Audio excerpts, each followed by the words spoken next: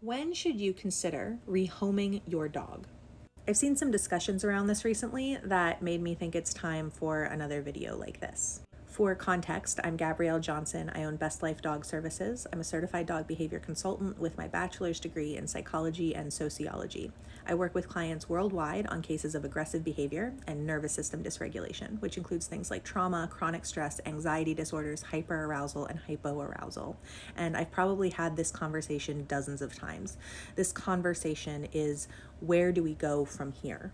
My best hope is that this video supports people who are in the decision-making process or is helpful, healing, or validating to people who have had to make hard decisions. And my secondary hope is that this video reaches people who maybe currently are approach the idea of someone rehoming their dog or choosing behavioral euthanasia for their dog from a judgmental or critical place, that maybe this can open up their hearts and minds a bit to be a bit more compassionate and a bit more empathetic. Because we don't know what we don't know. And if you have never been in that situation, you might not know what it's like. You might not know what considerations have to be taken.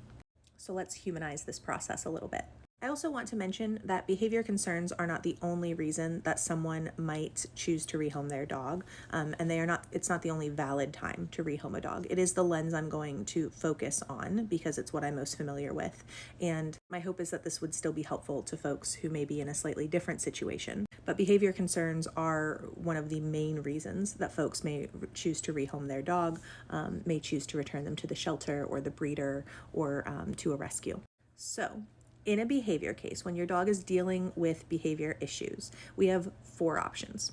Management only, management combined with behavior modification, the R's, rescue, rehome, return to shelter, breeder, and behavioral euthanasia. All of these require management. Management is vital no matter what.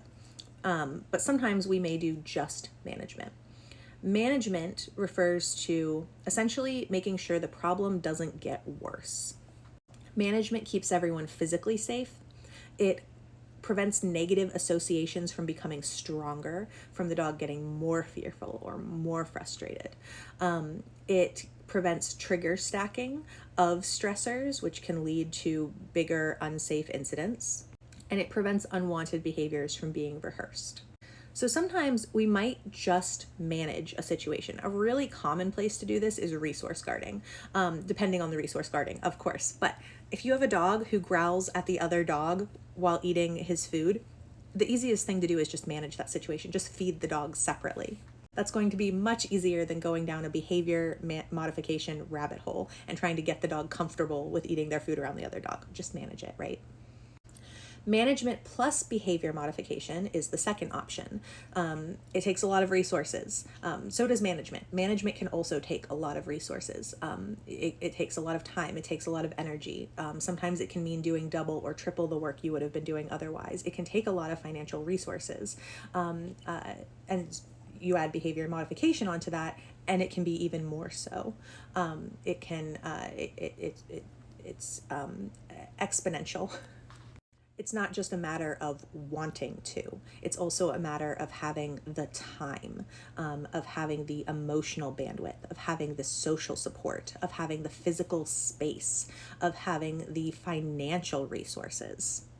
Behavior modification is where we're doing things to try to help the dog so we can reduce the management and help the dog exist more and more in approximations closer to the situation that is the goal. So we're changing emotion. We're teaching the dog to move away from things that make them uncomfortable instead of towards. We are increasing resilience to stress. We are increasing the ability to self-regulate. We are lowering the baseline stress level for dogs with dysregulated nervous systems.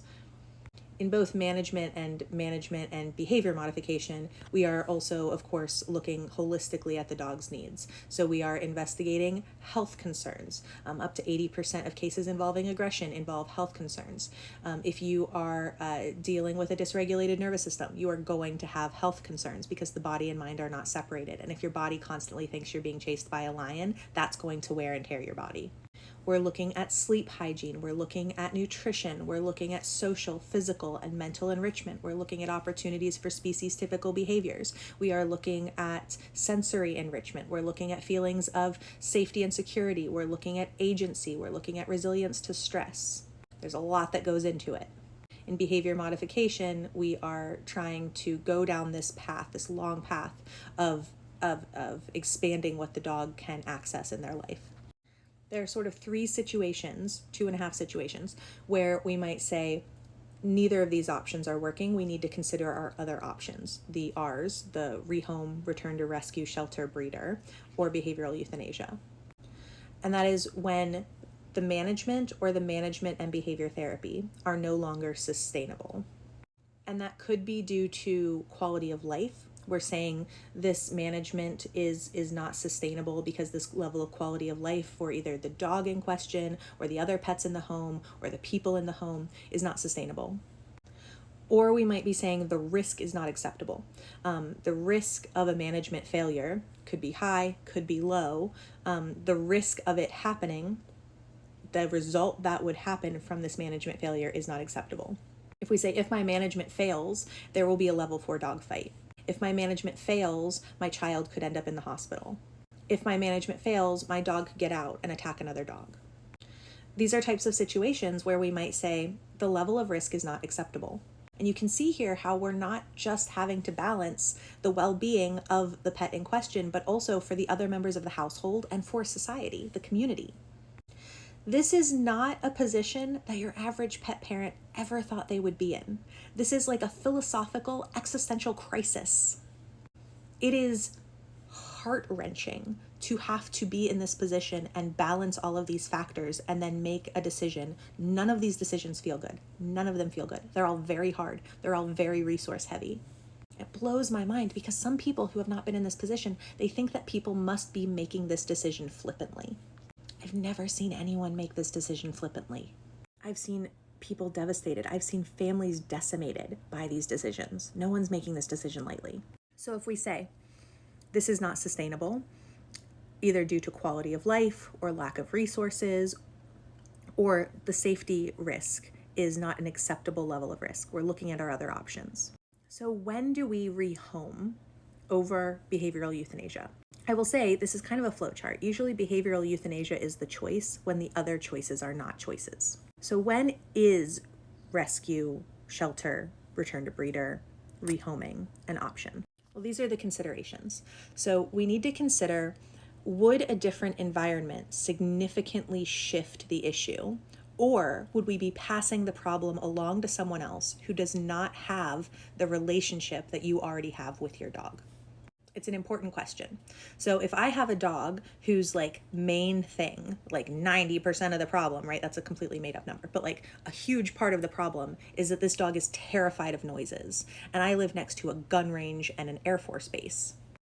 Then yeah, maybe rehoming this dog who can do well with other people, who doesn't pose a big risk to society, maybe that's an option for them. If I have a dog with a crippling anxiety disorder who is going to struggle in another environment just as much, or maybe it will be better, but not better enough, then that might not be a good option. I also have to consider the toll that rescue, rehoming, etc. will take on the dog. For a dog with insecure attachment, a dog who takes months to rebound from the slightest change in routine, that sort of move might be really hard for them. For a dog with a more regulated nervous system, a dog who doesn't struggle to that extent with novelty, for a dog who doesn't struggle to that extent with attachment issues, that might be something that they can bounce back from, that they can adapt to. Especially if there's a history of a bite, any sort of bite history, we have to consider legal liability. We have to consider, where are we sending the dog?